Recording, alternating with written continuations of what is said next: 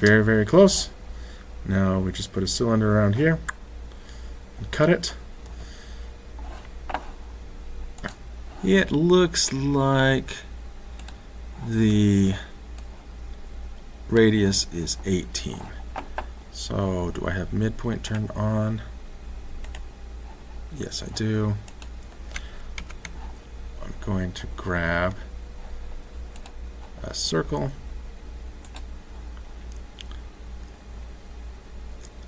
midpoint, and I'm looking at the wrong direction.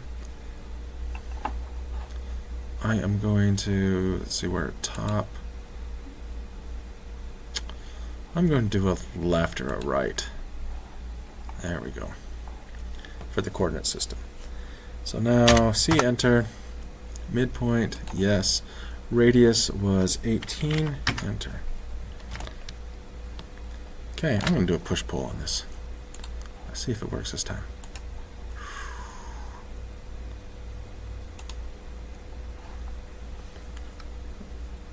Well, it didn't delete. Oh well, one extra step.